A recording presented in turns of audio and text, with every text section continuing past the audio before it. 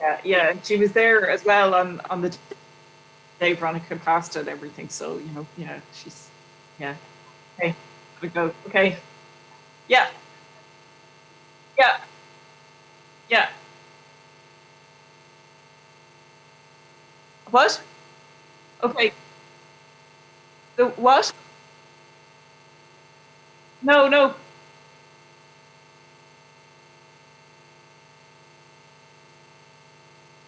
Sorry, I didn't realize I was okay.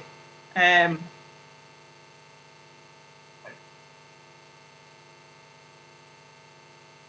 okay, okay.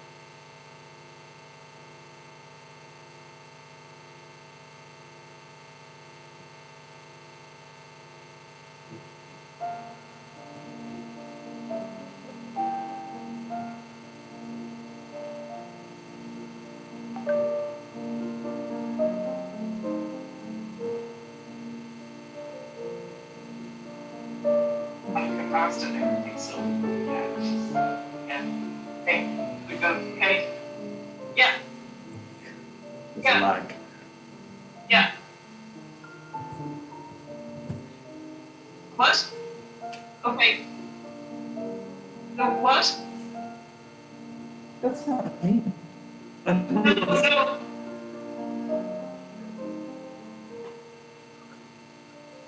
Hello? Sorry, I didn't realize it was okay. Hello? Yeah. Virgo?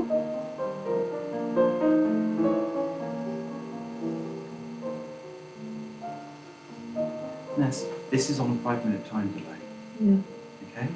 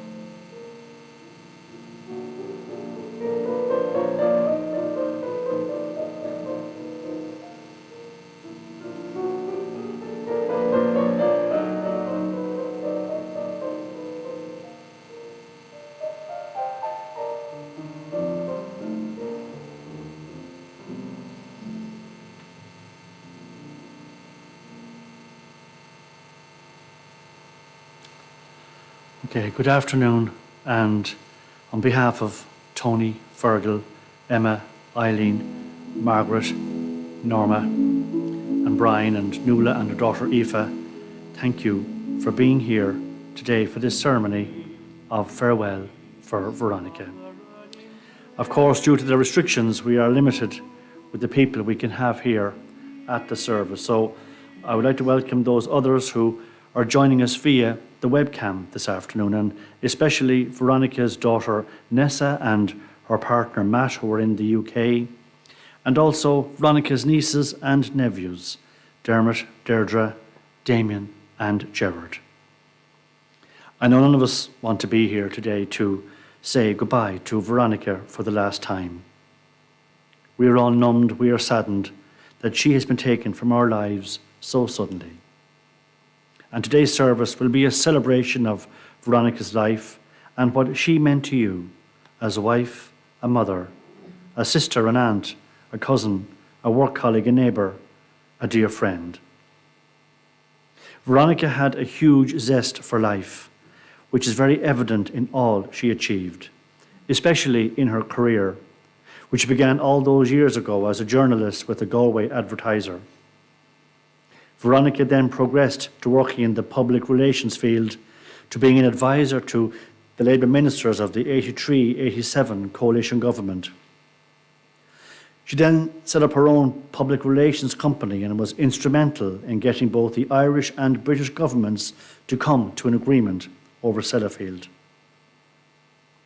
After retiring from public relations, Veronica then began studying in Maynooth for a PhD in science and communications.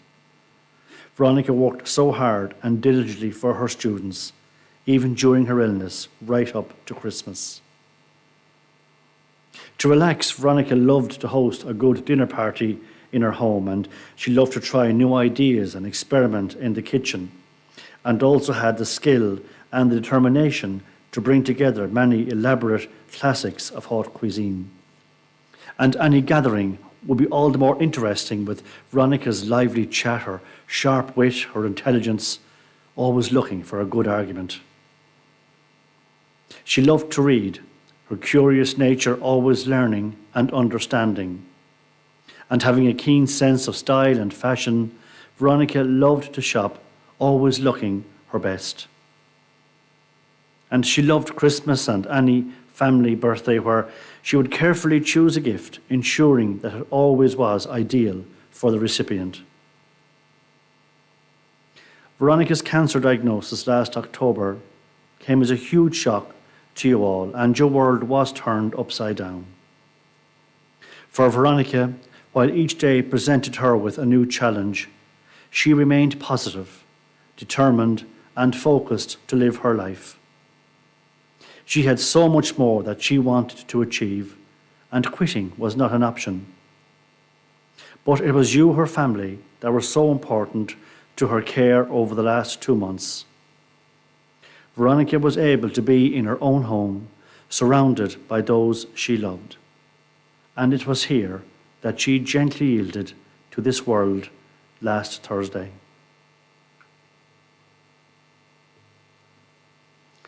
So be thankful for the life of Veronica, for the love she gave, for the friendships she sustained, for her contribution to your world.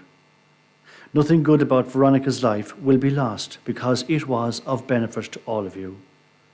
All that was important to her will be respected by those who follow, and all that was great about her will continue to mean so much to you all. I now invite Veronica's sister Eileen, who is going to share with us her memories of her dear sister.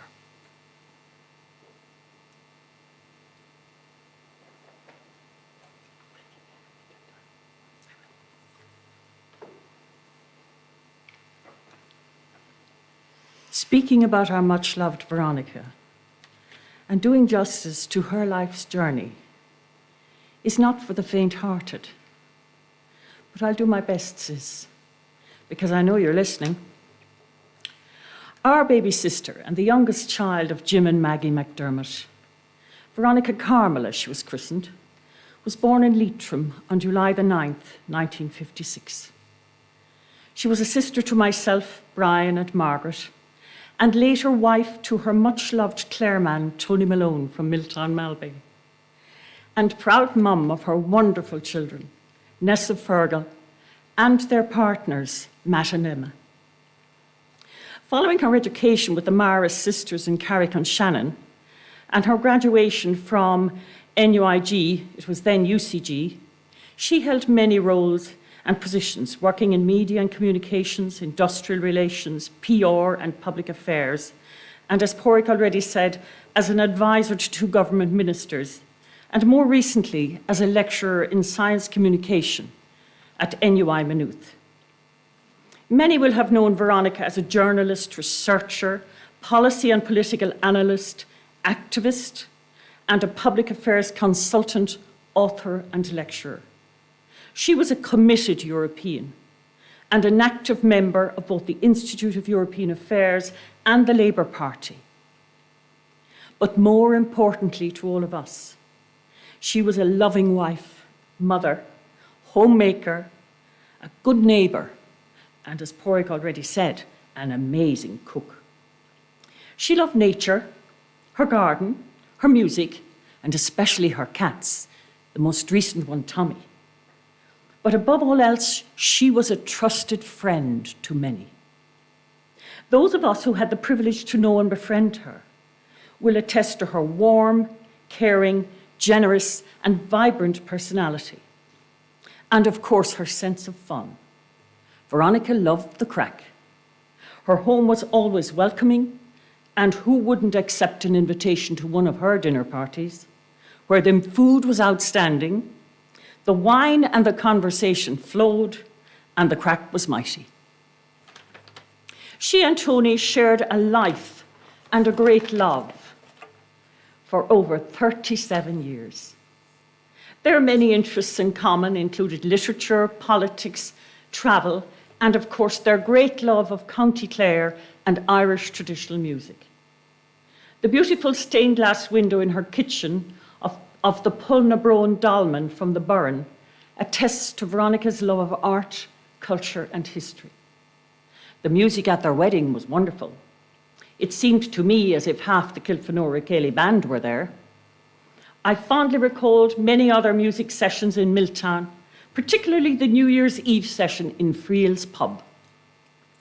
Then there was the famous annual July traditional music festival in the village of Tokane in France, where many of Veronica's friends joined them for a great time.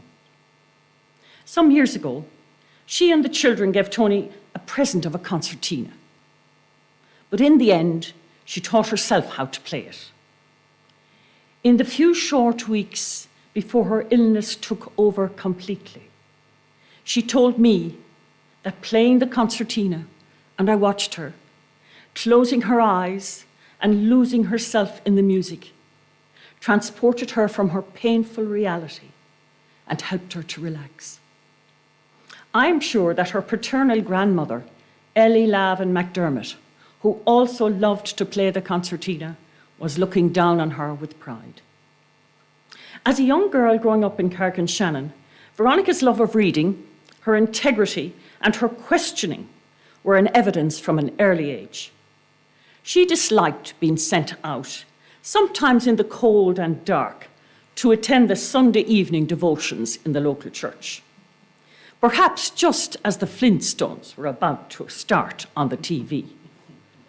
I will always remember that on one such occasion, and to my astonishment, even though she was 4 years younger than me, she told me she wished the Russians would come and put an end to such devotions.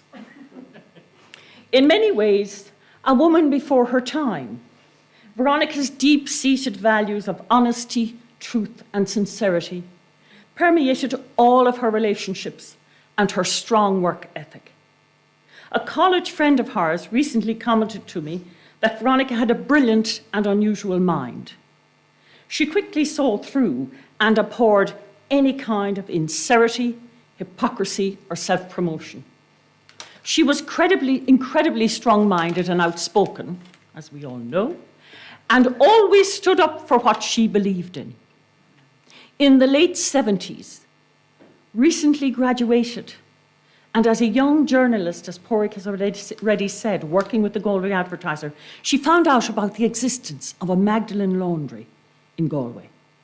True to form, Veronica called to the house of Dr. Brown, the then Bishop of Galway, to express her horror and objection to this unfair and unjust treatment of women.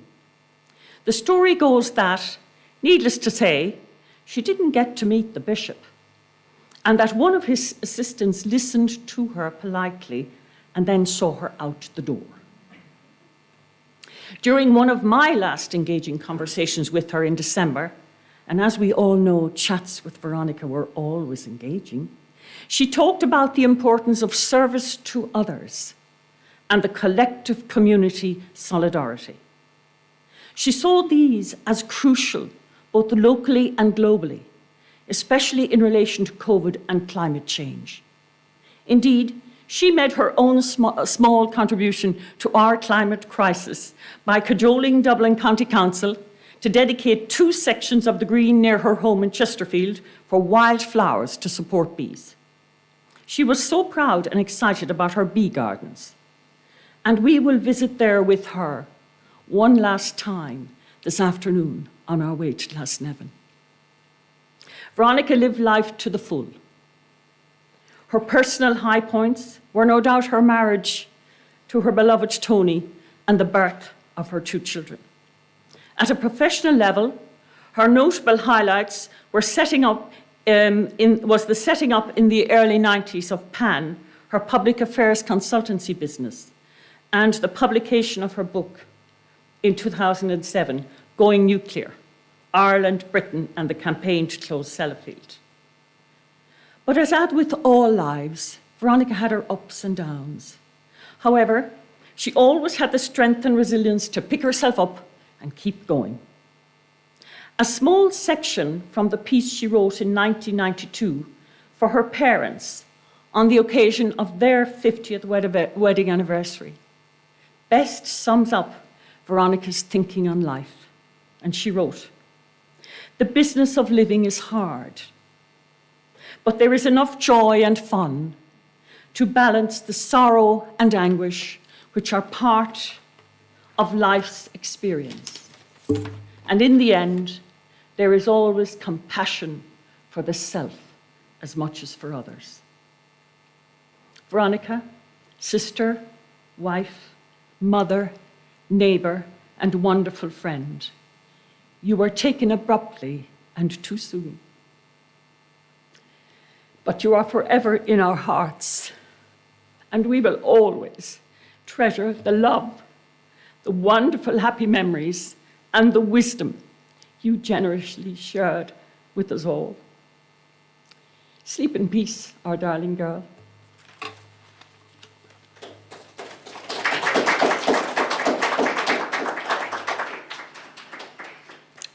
Thank you, Eileen. Lovely tribute to your sister. Now we're going to link up with Nessa in London, and she's going to read for us the reading of a song that's in The Lord of the Rings. So in your own time, thank you, Nessa.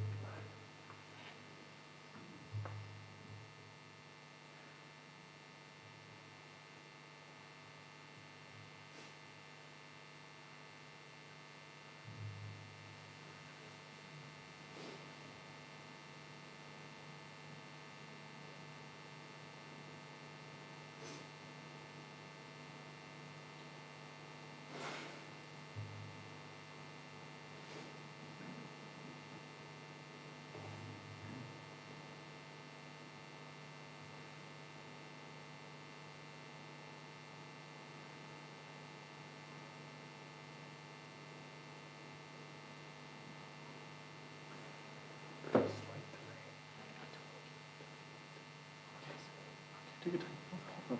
She okay? She knows we're. Here we go. No, she's there. Don't worry.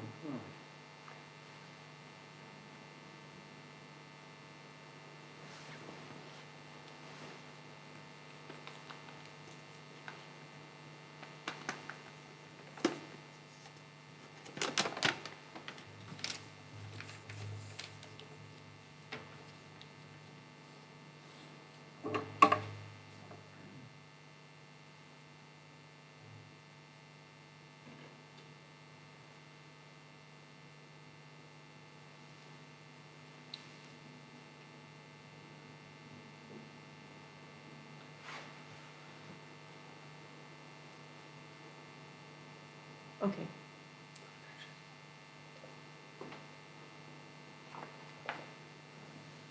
Um, when Veronica was a child, she could always be found with her nose in a book, according to Eileen and Margaret. As a teenager, she had her ideal summer job at Kathleen Doherty's bookshop in Carrick-on-Shannon, where she could sit on a stool and read all summer. She read myself and Fergal many bedtime stories, some of which we learned by heart, and we noticed if she'd skipped a bit. When I was an older child, she would bring me into Waterstone's bookshop in Dawson Street on a weekend afternoon and let me choose what I liked. For birthdays and Christmas, she gave us children's books she loved herself. This following short verse is from The Hobbit and The Lord of the Rings by J.R.R. Tolkien, books she read more than once in her life. It's called Roads Go Ever On. Roads go ever, ever on, over rock and under tree, by caves by where never sun has shone, by streams that never find the sea, over snow by winter sown, and through the merry flowers of June, over grass and over stone, and under mountains in the moon. Roads go ever, ever on, under cloud and under star, yet feet that wandering have gone, turn at last to home afar. Eyes that fire and sword have seen, and horror in the halls of stone, look at last on meadows green, and trees and hills they have long known. The road goes ever, ever on, out from the door where it began. Now far ahead the road has gone, let others follow if they can. Let them a journey new begin, but I at last with weary feet will turn towards the lighted inn, and my evening rest and sleep to meet.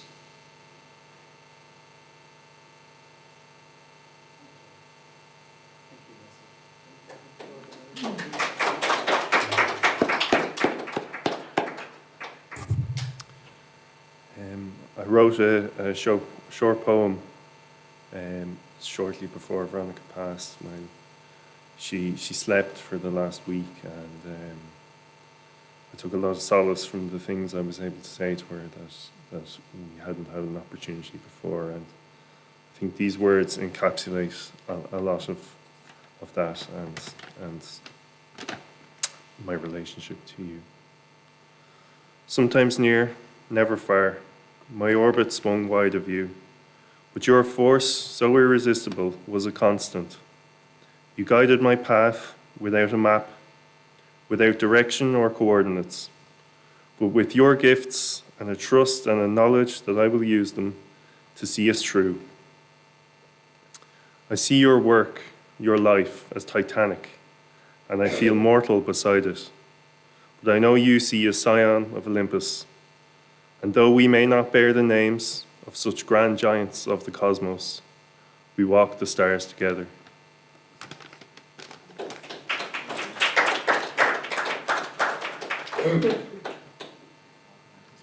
Yeah, ready to play. Thank you, great, thanks. Thank you, Nessa, lovely verse, and thank you for a lovely poem you wrote there. So what we're going to do now is we're going to watch lovely photographs. It's a great way of telling a story and encapsulating a life. So we started slideshow there now, so yeah, great, thank you.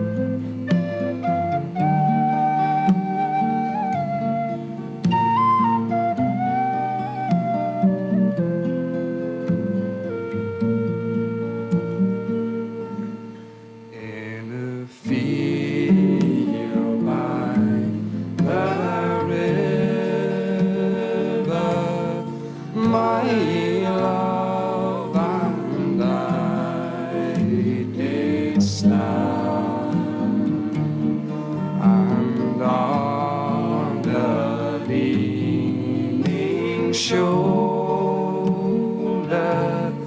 she laid her snow white hand. She bid me take life easy as the grass grows on the wind. But I was young and foolish, and now I am full of tears.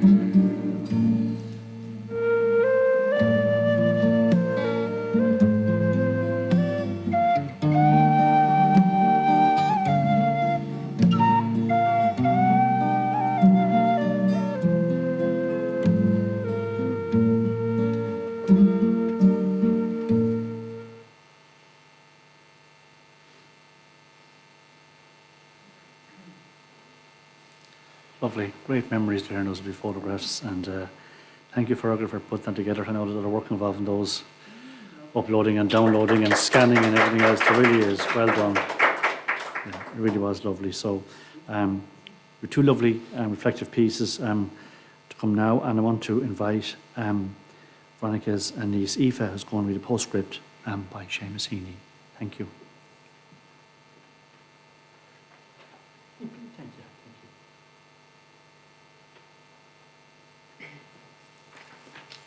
Postscript by Seamus Heaney.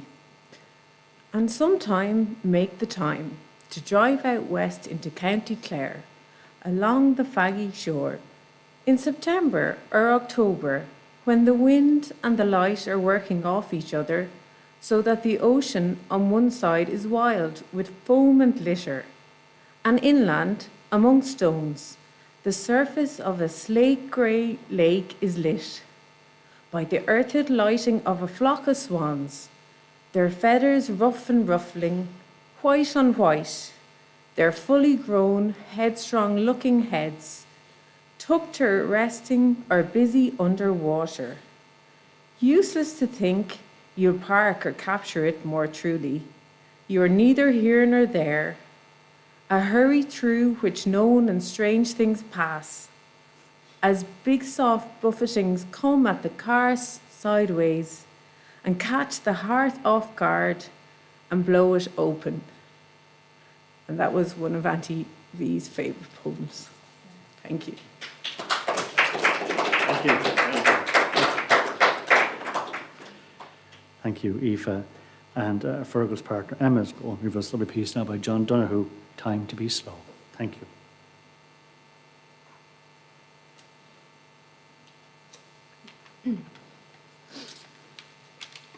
So, A Time to be Slow by John O'Donoghue. This is the time to be slow. Lie low to the wall until the bitter weather passes. Try as best you can not to let the wire brush of doubt scrape from your heart all sense of yourself and your hesitant light. If you remain generous, time will come good, and you will find your feet again on fresh pastures of promise, where the air will be kind and blushed with beginning.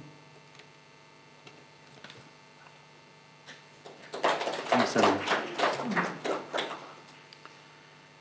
Thank you. Thanks, Emma. So as we come towards the end of our service here this afternoon, we're going to have a moment now of quiet reflection. And we now say to Veronica, we are profoundly proud of you. You have taught your family and friends so much, and we are heartbroken to have lost you. And we look forward to seeing you again when the time comes.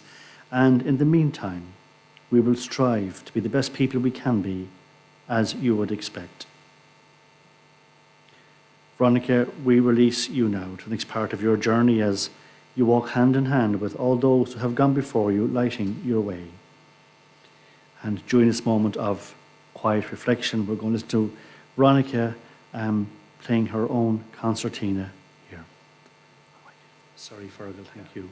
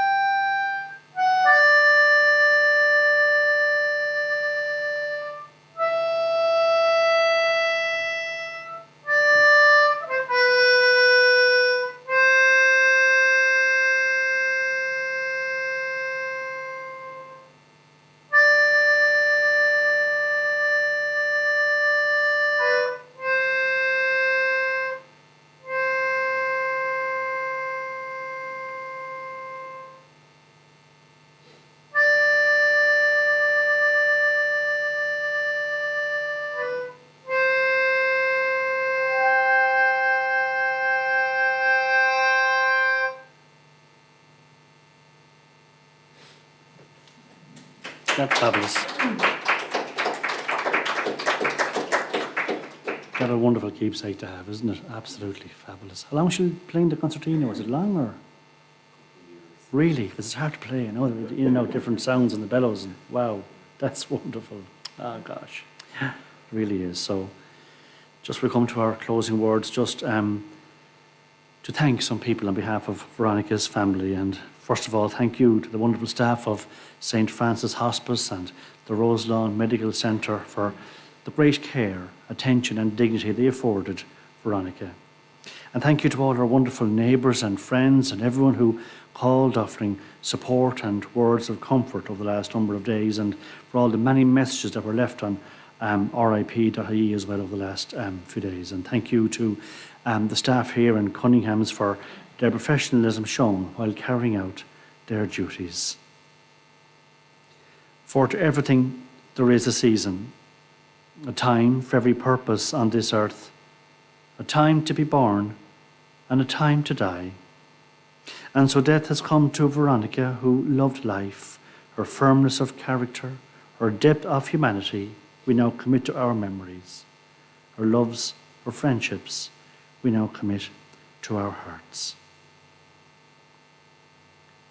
And just before we come to our closing reflection, those of you who are joining us online, again, thank you for being here and supporting the family.